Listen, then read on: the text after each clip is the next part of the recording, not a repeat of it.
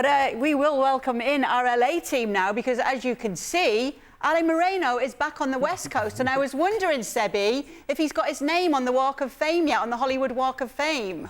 Ale, is that what you were up to yesterday when you got in at 1 p.m. but didn't think to call Seb for a little lunch date or a little dinner date? Oh, yeah, hold on a second.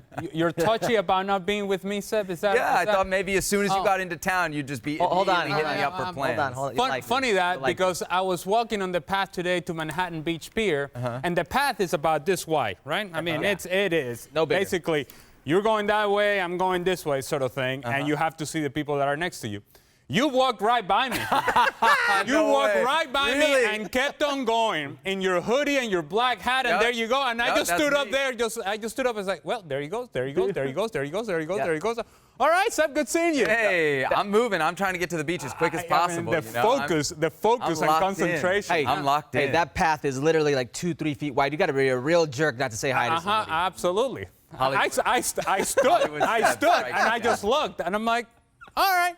Man. There you go, Seb. Actually, it ended up being a good thing because, as we know, you're not good for my health. So can we pull back just a little bit and notice that Ale didn't flag me down and say, hey, let's walk together. He just said you're not good for himself. Yeah, let me keep on going. All right, let's dive into the first of the two semifinals at the Copa America. It's going to be played tomorrow between Argentina and Canada out in New Jersey as we take a look at the bracket. The other semifinal, of course, Wednesday in Charlotte between Uruguay and Colombia. A big talking point around this Argentina team throughout the tournament has been Lionel Messi.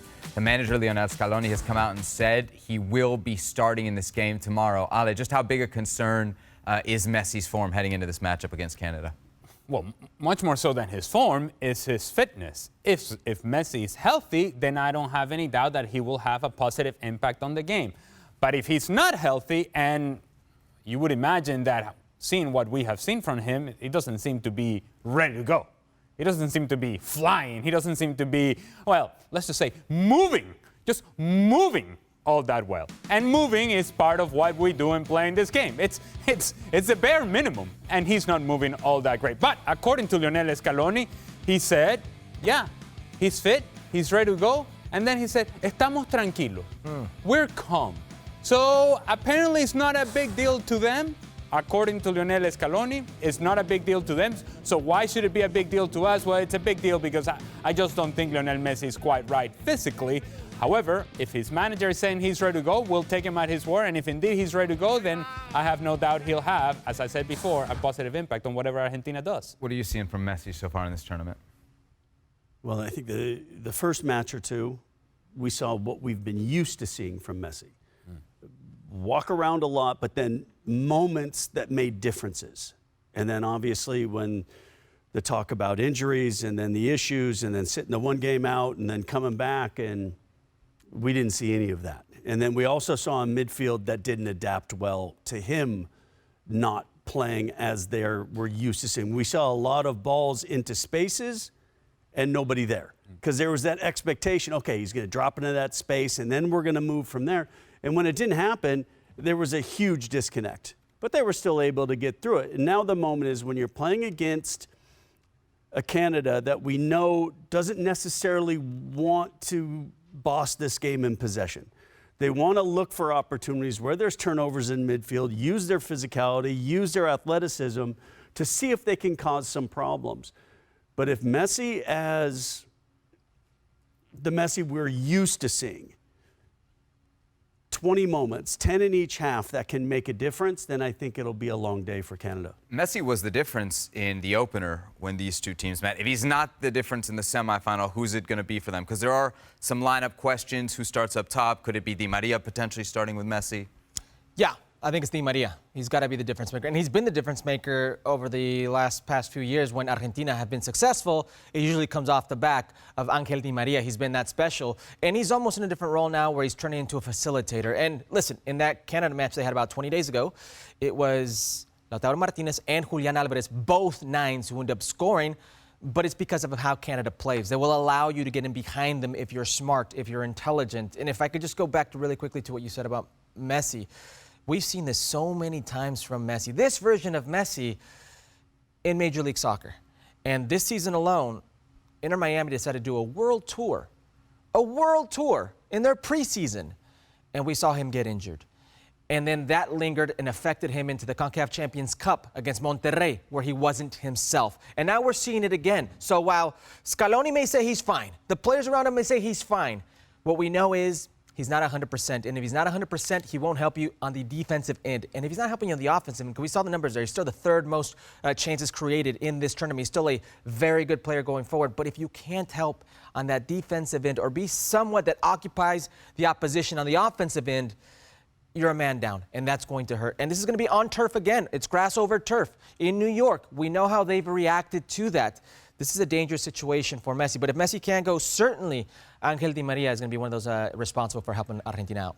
Herc, while I don't disagree with what you're saying, you obviously were not paying attention to the conversation they were having in Bristol about Kylian Mbappe. Yeah.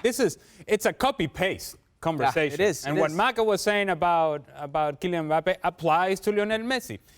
If he tells you he's ready to play and you're Scaloni, you play him. And if he tells you, look, I got this, don't you worry about me, what are you going to say if you're Scaloni? Oh, I agree with you. You're going to be the guy that says, you sit down? That's not happening. Even though we think that managers should have that sort of power, we all know that with Lionel Messi, it works in a different way. And so I don't have any doubt that if Scaloni is saying Lionel Messi is playing, he's playing. And if he's playing, I think Argentina, if indeed they want to not only advance past Canada, but then go into the final and win this tournament, then the performance out of the midfield has to be a whole lot better. That's where they really had their issues against Ecuador. While Messi walking doesn't help, that midfield and the lack of control in terms of the rhythm and pace with which the game was played was concerning for Argentina. They have to be better in that group. They just played. Who does that help more in the rematch, Casey? I don't know if there is a specific. There's an argument that it can help Canada, and there's an argument that it can help Argentina. Argentina then think, well, we didn't play as well as we could have. Messi missed a couple chances, so now we'll just really cruise it. Or is it a case where Canada then says, you know what? We kind of figured some things out. We see where they hurt us, and then we can adapt to that. I don't know if Canada can think that they're going to press high. I think they have to at times respect the ability to get in behind that Argentina has shown. But I also don't think they can just sit back and let Argentina have all of possession. So I'll be interested to see kind of how Jesse Marsch adapts, because I think a lot of what Jesse likes to do, you can't do that for 90 minutes, particularly against the quality of Argentina. And so I'll be interested to see how Canada, if they make significant adjustments to that opening match. Canada did some damage against Argentina in the opener. What do you think their approach will be tonight or tomorrow? Well, when I think of teams that can adapt in this tournament, and particularly in this game, I think Argentina can adapt a whole lot better than Canada can. And I go back to the personality of Jesse Marsch, who is, let's go press them, let's run around. They're going to try to make the field shorter, and in making the field shorter, they're pressing the ball together, they're trying to force those turnovers and then go on the counter from those turnovers. But the truth of the matter is, and I go back to the midfield of Argentina, if they're clean in that possession and they break through that pressure and you're trying to make the field shorter, guess where the space is? In behind. And that space was available in the first game, and I think will be available in this match as well. So it's important that the runs from deep from Argentina are there and that the service is there. The timing of the runs and the service by Argentina. If you're able to do that, you're going to find yourself with 1v1 situations going to go all night long. Canada have already exceeded expectations. What's at stake for them against Argentina here? History.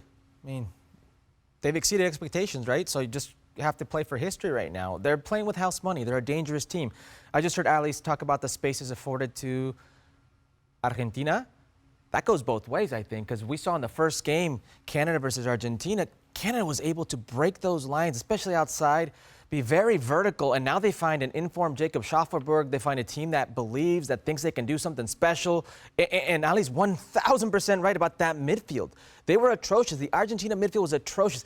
Enzo Fernandez was non-existent. McAllister, as much as he tried, Rodrigo de Paul, they were non-existent in this game. So unless they get the ball, unless they can dictate the pace of this game, because Argentina has more of an ability to beat you in a variety of ways, whereas I think there's only one way for Canada to beat you, and they have to beat you that certain way of being high octane, breaking you down, and getting in behind you and taking advantage of the opportunities they do have. But Argentina can hold the ball.